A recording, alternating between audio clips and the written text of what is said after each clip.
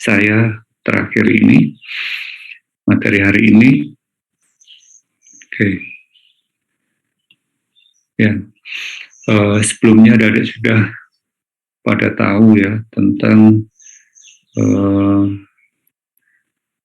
teknik yang dipakai dalam penelitian mikrobiologi.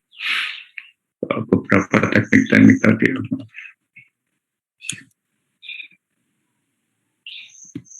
Ya, beberapa teknik tadi merupakan teknik dasar yang harus dikuasai, ya setidaknya diketahui dulu, kemudian dikuasai.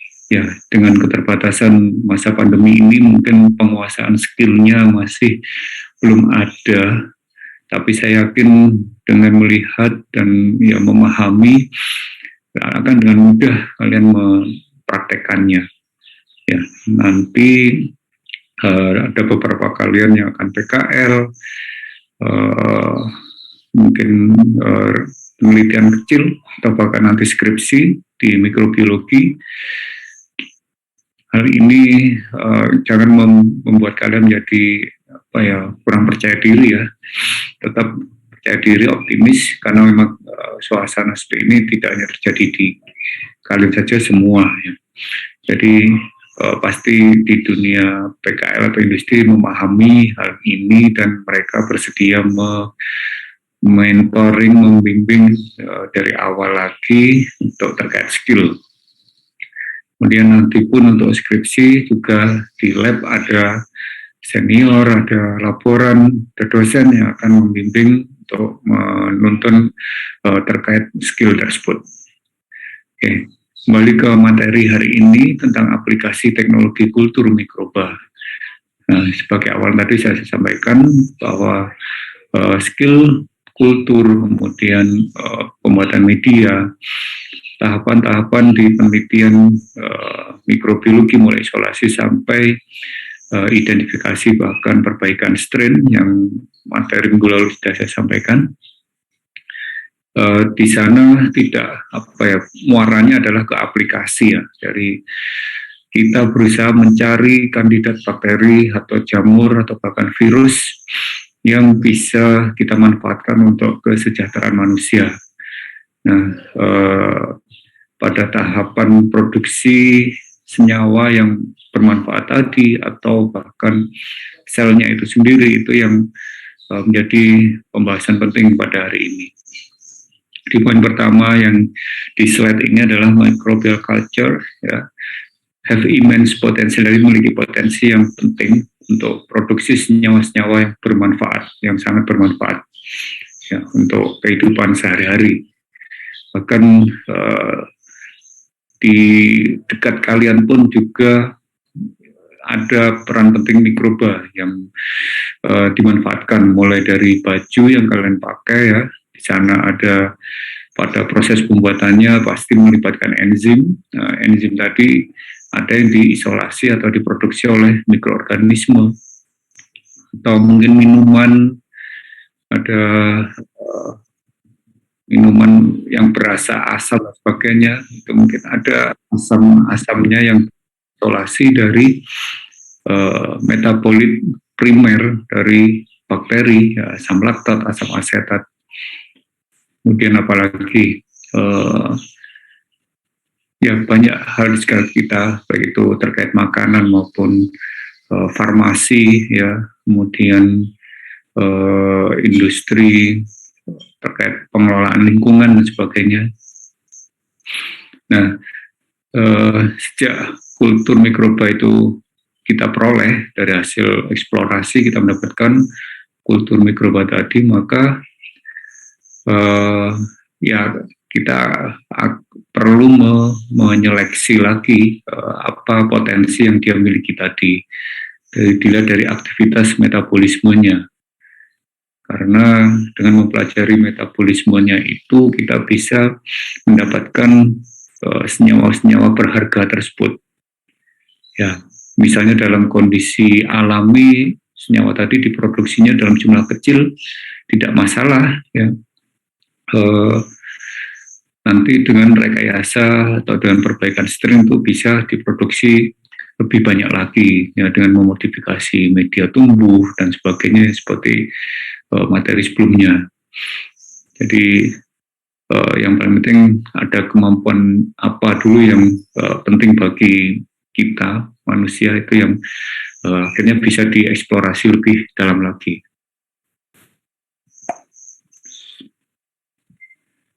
Nah, eksploitasi mikroorganisme ya, kultur mikroba secara yang poin penting itu dibagi menjadi 6 dalam hal produksi metabolismenya atau produk metabolismenya atau disebut metabolit.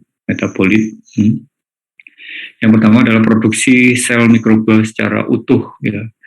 Jadi bukan metabolitnya ini, lebih sel secara keseluruhan.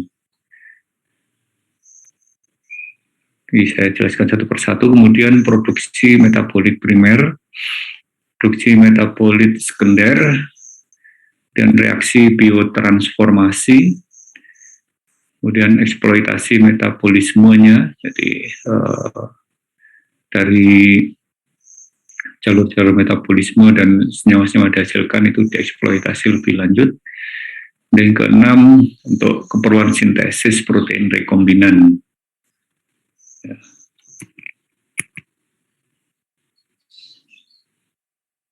Oke.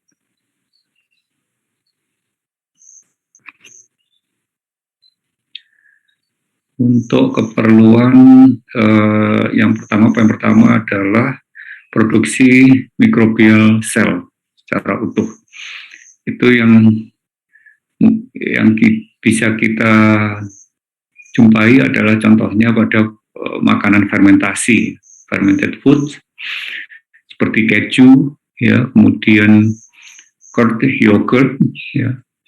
Di sana kan nggak mungkin kalian makan hanya metabolisnya saja, tapi pasti sama bakterinya juga ikut kemakan. Di dalam keju ada mikrobanya, di dalam yogurt ada mikrobanya, yang tentu saja mikroba tadi sudah dijamin aman ya, sudah diteliti dan dijamin aman, sehingga ada beberapa mikroba di produk fermentasi ini yang memiliki karakter sebagai probiotik, jadi bermanfaat untuk kesehatan pencernaan dan kesehatan manusia secara umum. Oke, jadi contoh produksi whole microbial cell di sini adalah sebagai kultur starter pada produk-produk fermentasi. Kalian boleh makan tempe segar, ada jamurnya, itu artinya kalian juga mengkonsumsi jamur Rhizopus oryzae secara utuh di sana. Selama memang pembuatannya steril ya, maksudnya memperhatikan sanitasi. Jadi saya pernah membuat tempe sendiri dan enak rasanya, dan itu saya makan mentah, nggak apa-apa, nggak masalah, nggak ada terjadi diare, sakit perut, nggak masalah. Jadi karena memang kedelainya sudah masak kan, dan jamurnya juga sudah dijamin aman. Oke, itu contoh. Kemudian contoh yang lain adalah penggunaan whole microorganism tadi untuk pembuatan vaksin. Vaksin untuk infeksi yang disebabkan oleh bakteri ya, seperti tipes, TBC, itu yang digunakan adalah whole bakterianya. Ada juga whole microorganism yang dimanfaatkan secara utuh adalah single cell protein. Ya, jadi seperti alga-alga tertentu ya, saya lupa namanya, anabaina dan lain-lain itu. Ada yang dimanfaatkan secara utuh ya, karena di dalamnya banyak mengandung protein yang bermanfaat. Oke, jadi ada 3 tadi contohnya ya, sebagai kultur starter, sebagai vaksin ya, sebagai single cell protein SCP. Oke. Yeast juga contoh single cell proteinnya. Yeast yang sudah yang ya mungkin terkandung langsung di produk fermentasi juga ada, atau ada makanan khas di Australia sana juga itu komponennya adalah yeast, jadi karena proteinnya yang tinggi.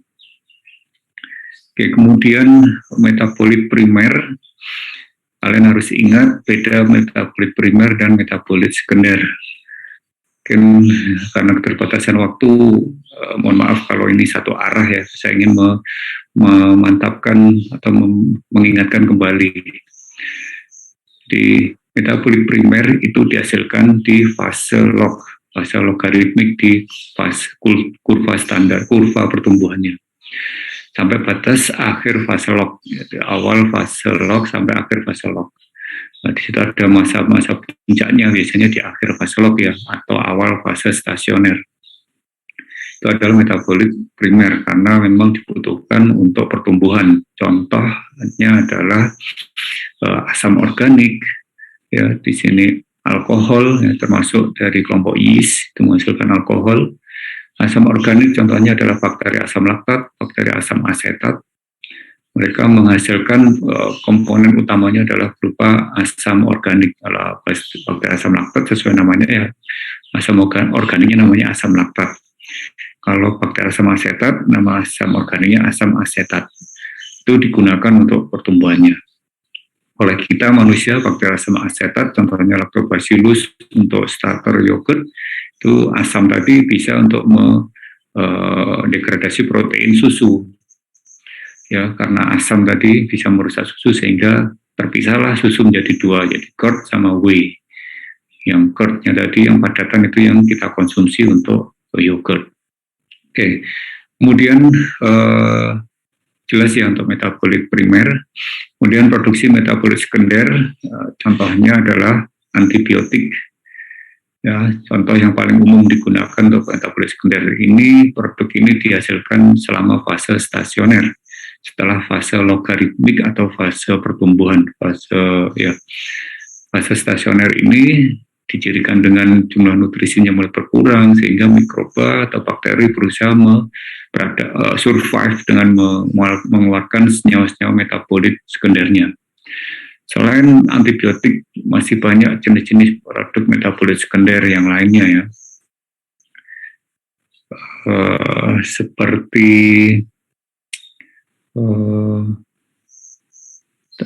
senyawa-senyawa yang bersifat antimikroba ya, selain antibiotik. Kemudian maaf saya agak lupa ini nama senyawa, jadi tergantung pada saat fase stasioner tadi. Oke, kemudian ya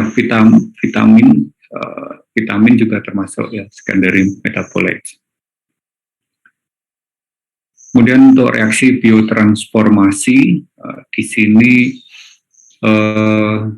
bakteri digunakan sebagai inang ya, sebagai inang untuk atau kalau biotransformasi di sini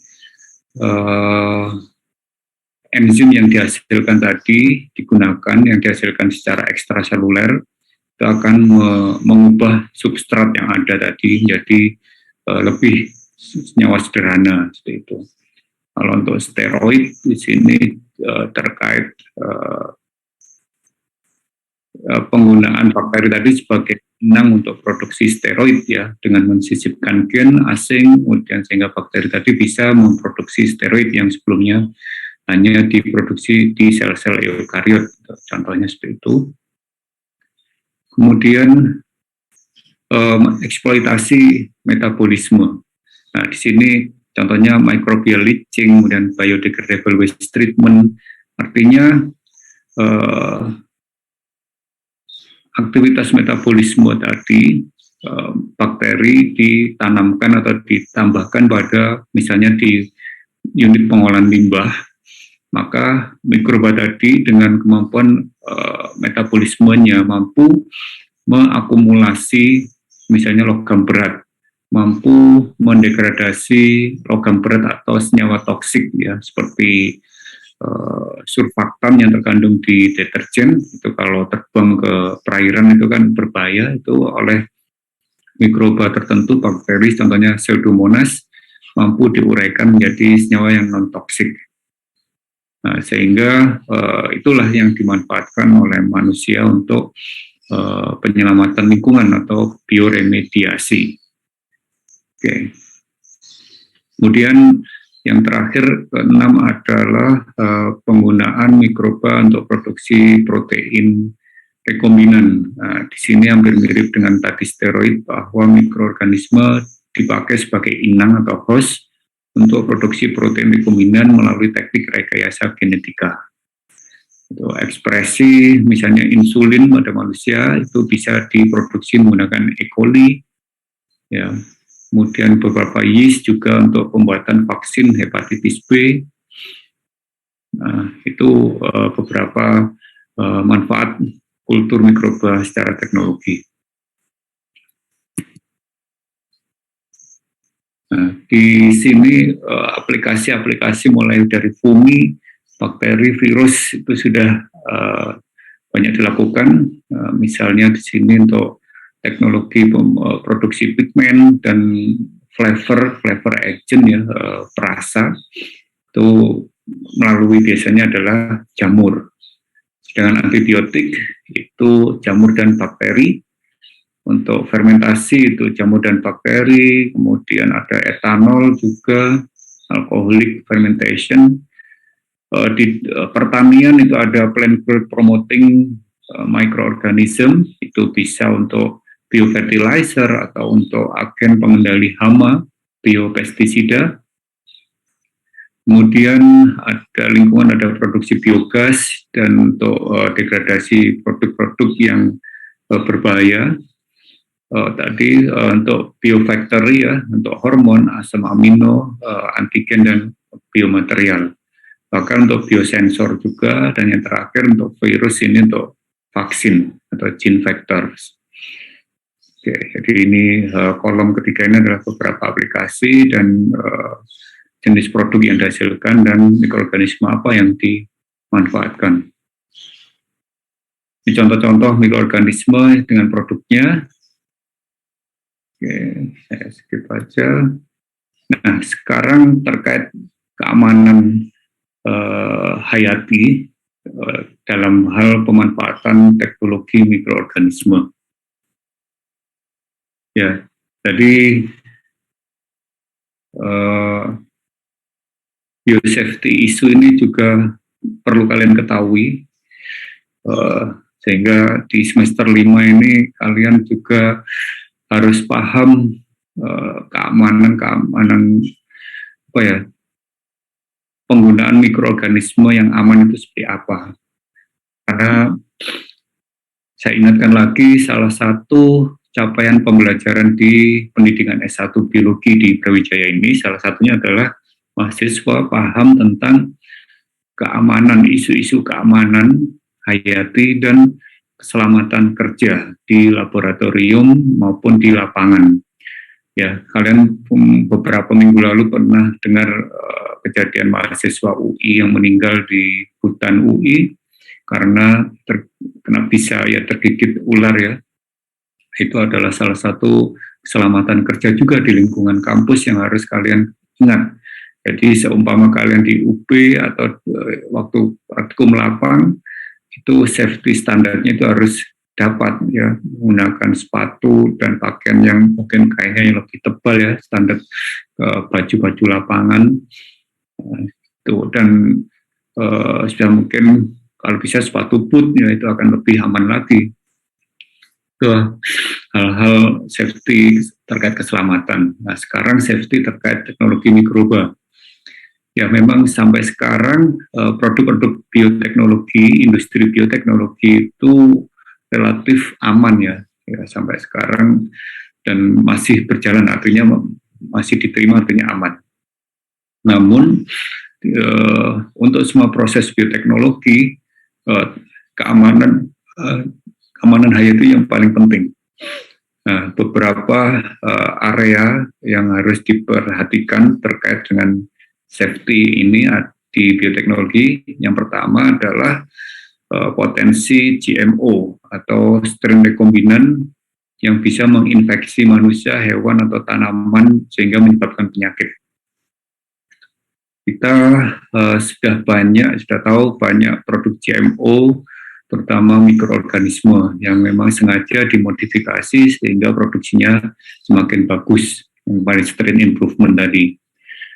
Namun kita harus hati-hati menggunakan GMO tadi karena kita tidak tahu bahaya di belakangnya. Karena itu penggunaannya harus benar-benar terkontrol, tidak boleh sampai lepas ke lingkungan. Apalagi bisa menjadi atau agen GMO tadi bisa infective agent, itu sangat bahaya. Ya.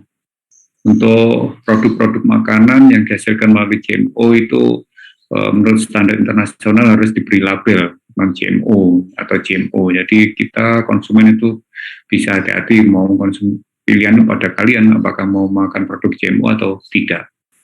GMO di produk makanan bisa bahan bakunya atau tadi mikroba yang digunakan. Kemudian yang kedua, aspek keamanan yang harus diperhatikan adalah toksisitas dan alergi yang terkait dengan molekul yang dihasilkan oleh mikroba tadi, khususnya molekul-molekul rekombinan. Nah, terkait GMO tadi kita tidak tahu molekul yang dihasilkan juga baru kan. Oleh karena itu apakah ada orang tertentu yang sensitif bisa memunculkan reaksi alergi atau bahkan seperti efek keracunan. Itu yang harus diperhatikan terkait safety. Artinya apa? Di sini mikroba tadi harus diuji dulu apakah memunculkan toksin, menghasilkan senyawa toksin atau bisa memunculkan reaksi alergi. Nah, itu harus dites tingkat keamanannya. Kemudian yang ketiga, implikasi relevan yang terkait medis seperti ini, munculnya gene pool ya, terkait resisten antibiotik. Jadi ada mikroorganisme yang sebelumnya tidak resisten terhadap antibiotik itu menjadi resisten. Kalian ingat ya, ada mekanisme transfer gen secara alami menggunakan konjugasi, ya, transformasi, ya. Itu yang secara alami bisa memindahkan gen dari satu bakteri yang memiliki plasmid atau gen resisten ke bakteri lain yang sebelumnya tidak memiliki gen resisten jadi resisten.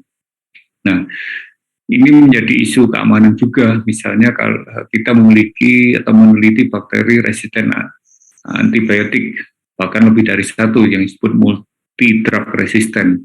Nah, jika kita tidak membunuh bakteri secara maksimal dengan autoklav atau memanaskannya sampai benar-benar mati, kemudian dilepas ke lingkungan, di sanalah ada potensi pertukaran gen tadi, sehingga environmental pool of antibiotic resistant gene tadi bisa meningkat. Nah, itu akan berbahaya jika itu menginfeksi manusia, entah dengan melalui mekanisme perpindahan yang sangat panjang ya rutenya, akhirnya sampai ke meja makan dan kita mengkonsumsi produk yang mengandung patogen yang resisten terhadap multi-drug ini, maka ya ini bisa menjadi pandemi berikutnya. Dan sekarang itu sudah diwanti-wanti bahwa antibiotik resisten ini bisa menjadi pandemi kalau tidak benar-benar diperhatikan. Memang faktor pendukungnya banyak sekali ya, tidak hanya masalah kita membuang bakteri seenaknya, bisa juga melalui salah satunya adalah penggunaan antibiotik yang berlebihan pada peternakan ya. Biasanya mereka peternak itu menambahkan antibiotik ke makanan unggasnya supaya tidak mudah sakit. Nah, di sana di dagingnya masih ada residu antibiotik, itu kalian konsumsi, sehingga lama-kelamaan bakteri di usus kalian juga akan terekspos antibiotik dengan kondisi dosis yang rendah. Nah, itu kan kalian juga tahu kan ada evolusi, ada mutasi. Oleh mikroba itu sangat mudah termutasi, sehingga jadilah terjadi resisten tadi. Ada juga kalian yang sering sakit flu sedikit, minumnya antibiotik. Nah, itu juga akan menimbulkan resisten terhadap antibiotik pada tingkat personal ya. Namun personal ini kan tetap bisa, bakteri tadi akan keluar melalui feses dan berpindah ke orang lain, entah dengan rute yang seperti apa. Nah, itu bisa memunculkan masalah. Jadi patogen superbug ini itu yang akan menjadi permasalahan di masa depan, ini sudah diprediksi. Oke, jadi kesadaran kita yang diperlukan di sini. Oke, itu adalah salah satu unsur keamanan terkait keberadaan antibiotik resisten. Kemudian permasalahan kedua terkait safety adalah disposal. Tadi ya saya bisa sampaikan bahwa kita tidak boleh sembarangan membuang bakteri ke lingkungan tanpa proses lebih dulu. Yang ideal adalah di autoclave. Jadi di sebuah lab itu idealnya ada 2 autoclave. Pertama autoclave yang bersih untuk keperluan mensterilkan peralatan media yang akan kita gunakan. Dan satunya autoclave kotor. Itu artinya untuk merusak sisa-sisa kultur yang tidak kita gunakan lagi sebelum dibuang. Dia harus dimusnahkan dulu baru boleh dibuang ke lingkungan. Kalau sudah di autoclave, sudah dijamin rusak semua. Nah kalau tanpa dibuang dengan tanpa perebusan, kalau di lab kita masih direbus dengan suhu 100 derajat Celcius, harapannya sudah mati semua. Ya mudah-mudahan yang endospora juga mati juga. Di sana kalau tidak ada itu maka dikhawatirkan tadi ya ada kontaminasi di lingkungan, entah itu patogen biasa atau patogen yang superbugs tadi. Kemudian yang terakhir terkait safety itu dengan adanya kontaminasi, infeksi atau mutasi dari strain. Jadi jika di kultur kita itu kita tidak memperhatikan aspek aseptis, sterilisasi, maka bisa terjadi kontaminasi dari bakteri lain.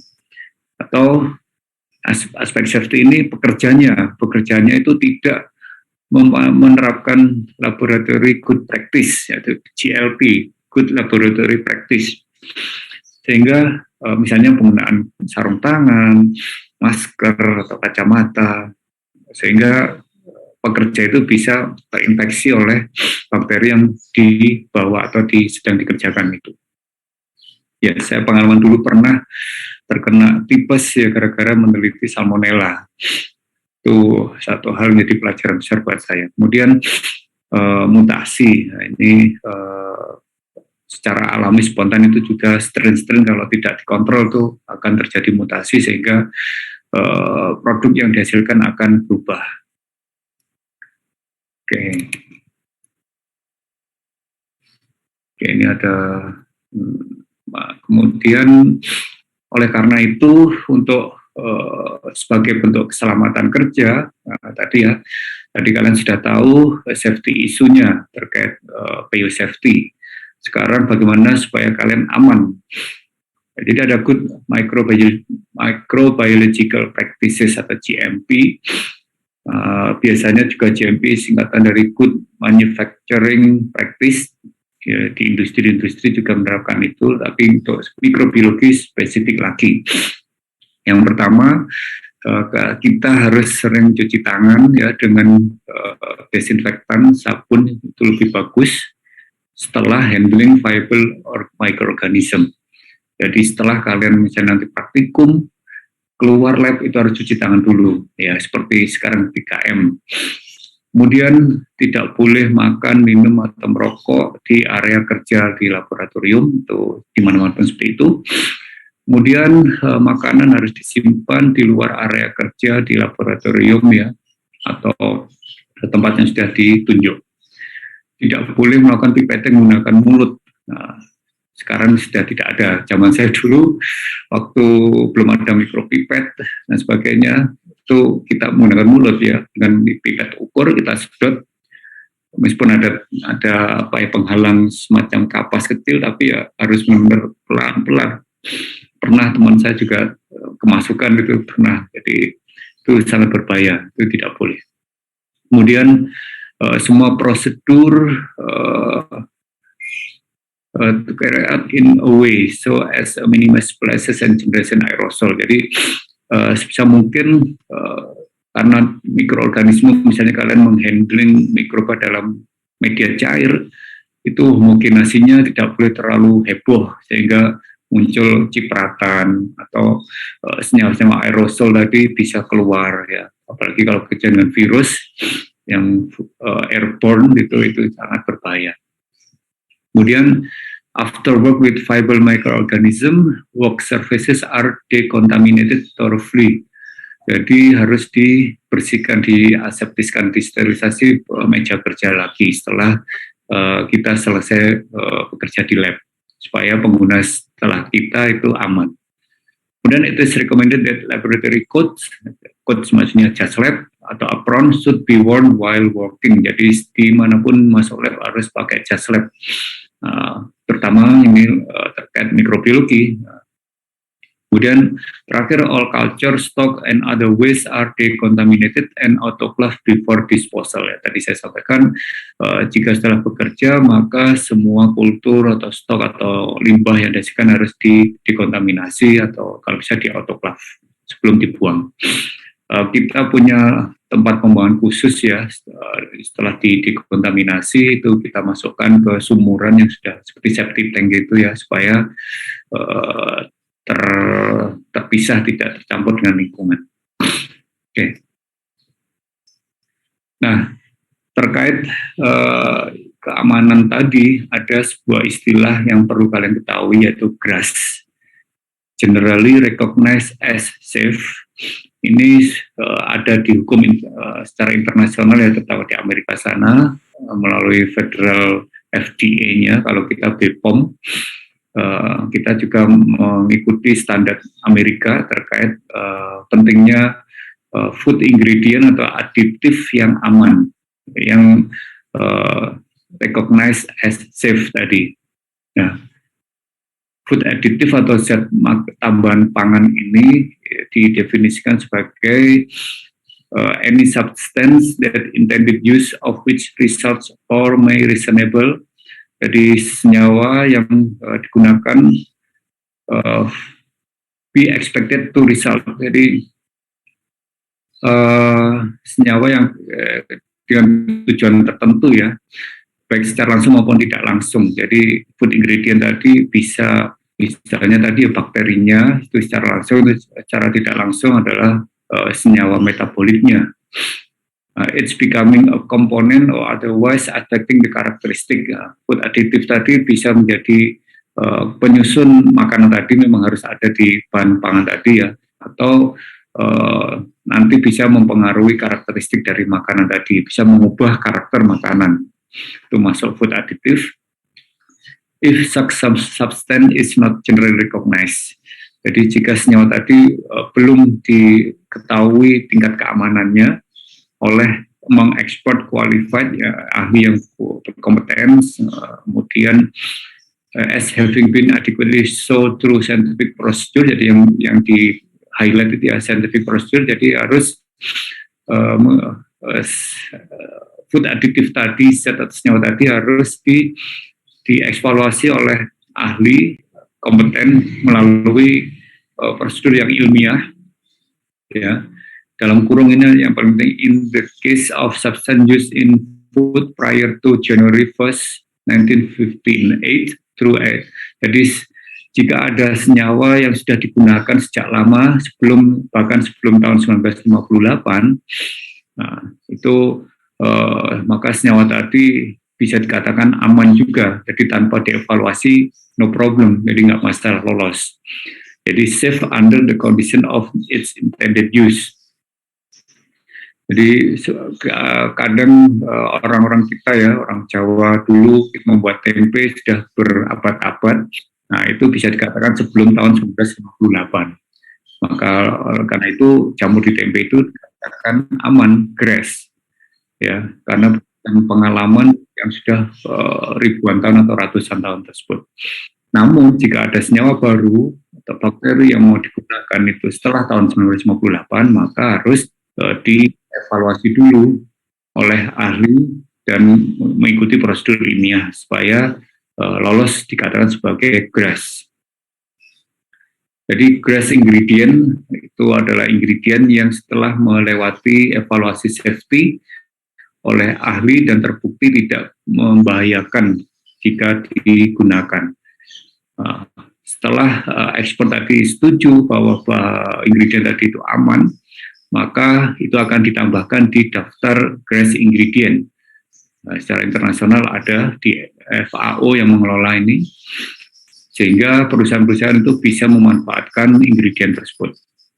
Atau jika ingredient tadi sudah sering digunakan sebelum tahun 58 tadi, nah itu tanpa perlu evaluasi. Sehingga ada dua cara untuk mendapatkan ingredient yang keras tadi. Yang pertama adalah melalui assessment dulu, yang kedua atau langsung jika memang digunakan sebelum tahun 58 maka secara default itu sudah disebut keras ingredient. Namun kalau secara assessment itu memang butuh waktu dan ada tahapan-tahapannya yang harus dilewati. Nah, contoh yang sering digunakan adalah enzim. Ini kan enzim banyak sekali pemanfaatannya dan paling luas ya aplikasinya. Misalnya di minuman, kemudian di roti juga, untuk pelunak daging itu ada. Kemudian di keju, vinegar, wine, enzim-enzim terlibat semua di sana. Nah, untuk tingkat keamanan enzim tadi yang perlu dilihat adalah secara intrinsik itu harus aman.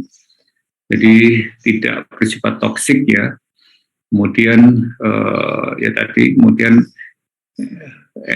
inhale potensi alergi juga tidak ada, terutama atopik ya di permukaan, dan tidak bisa menunjukkan iritasi baik pada kulit maupun membran mukosa. Kemudian lack of genotoxicity, jadi enzim are not mutagenic ya, jadi tidak bersifat mutagen, bisa menyebabkan mutasi. Kemudian enzim are used at very low level. The level any contaminant if they were present would be de minimis ya, sedikit mungkin. Jadi memang enzim tadi kan kita butuhkan itu konsentrasinya sangat kecil, sehingga jika ada kontaminan tadi if they present itu bisa dianggap aman. Jadi karena kecil sekali yang digunakan, apalagi kontaminan pasti lebih kecil lagi kan. Nah, evaluasi enzim untuk makanan itu harus memperhatikan 5 elemen ini. Yang pertama, enzim itu sendiri ya secara intrinsik, kemudian strain penghasilnya atau bakteri atau jamur penghasilnya, proses pembuatannya, kemudian assessment safety studinya, kemudian exposure-nya. Enzim sendiri harus dikarakterisasi ya, fungsionalitasnya, propertiesnya, sejarah penggunaannya, dan potensi adanya alergi. Ini yang harus dievaluasi. Kemudian proses pembuatannya harus menerapkan good manufacturing practices yang terkini, yang current, GMP. Ya, karena kita tahu pada tahap proses produksi enzim itu waktu istilahnya downstream proses ya, itu kan ada fermentor itu. Jadi perpindahan dari satu fermentor ke fermentor berikutnya itu harus aseptis, ya, itu ada GMP yang harus diterapkan di sana. Kemudian raw material and processing aid are food grade and safety assessed. Jadi bahan bakunya itu harus yang food grade dan sudah dipastikan keamanannya. Ada sistem manajemen kualitas yang diterapkan di industri tersebut. Kemudian proses kontrolnya juga berjalan ya secara otomatis ya, misalnya fermentasi tadi pasti ada dimonitor pertumbuhannya, suhu, pH dan lain-lain tadi. Kemudian karakterisasi strainnya tadi harus sudah dipastikan strain tadi termasuk yang aman, tidak bersifat toksikenik. Nah, kemudian jika genetic modified introduced pada strain tadi maka juga non toksikenik dan tidak mengekspresikan gen yang bersifat menghasilkan senyawa beracun atau alergen.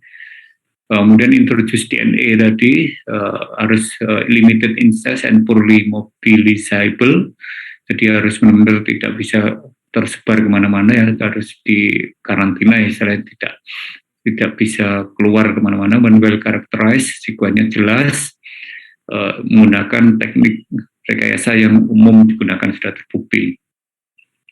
Kemudian harus dipastikan strain tadi sejarahnya atau nenek moyangnya itu aman ya. Jadi history use for food and production of enzyme. Jadi misalnya meskipun strain tadi ada modifikasi, tapi asalnya itu dari strain yang memang sudah sejak lama dipakai untuk produksi enzim, tapi hanya butuh perbaikan strain saja. Kemudian safety juga ditunjukkan ya melalui studi-studi ya. Nah, di sini ada namanya Pariza and Johnson itu membuat guideline. Sebelum ke guideline-nya, saya tunjukkan di sini contoh mikroorganisme yang menghasilkan enzim yang sudah dikategorikan sebagai mikroorganisme GRAS. Untuk bakteri ada Bacillus subtilis, Bacillus licheniformis, Bacillus coagulans, Micrococcus, ya, Streptococcus. Ini banyak strainnya, Streptococcus thermophil dan Streptococcus lactis.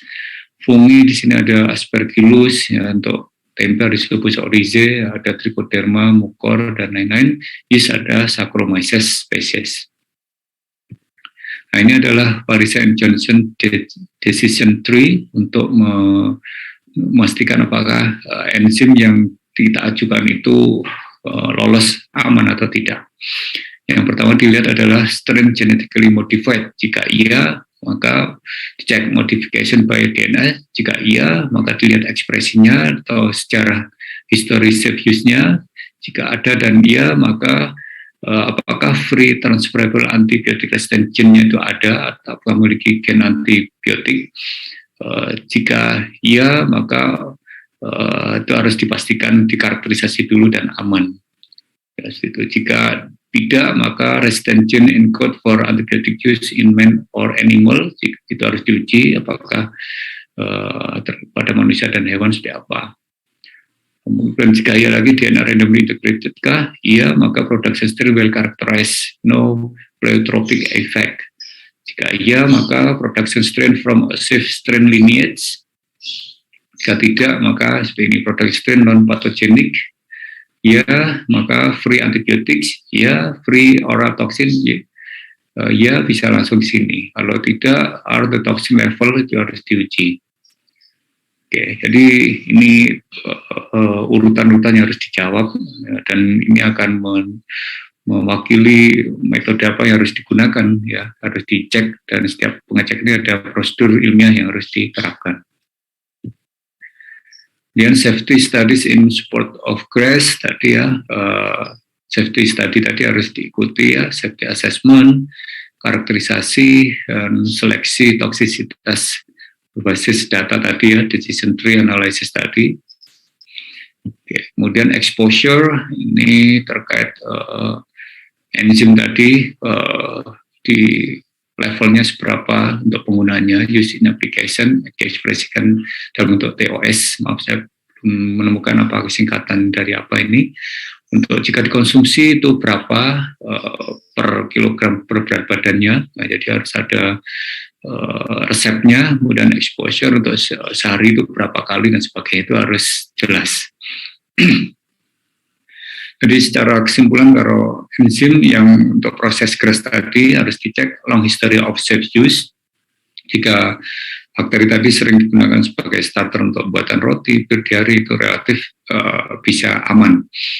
Kemudian well characterized microbial production platform, jadi sudah dikarakterisasi enzimnya yang dihasilkan. Safe strain lineage tadi ya, nenek moyangnya itu termasuk strain yang aman, sudah di assessment safety-nya dan dipublikasikan, termasuk decision tree-nya sudah dilalui, numerous safety publication ya sudah dipublikasikan ke jurnal ilmiah terkait safety tersebut sehingga masyarakat paham. Standar manufacture proses sudah diterapkan, kemudian baru ditentukan hasilnya. Jika GRAS, maka transparansi itu stakeholder harus disampaikan secara terbuka.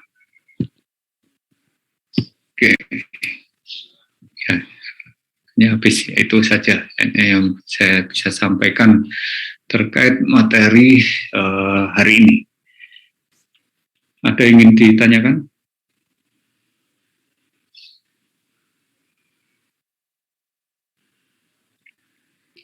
Permisi.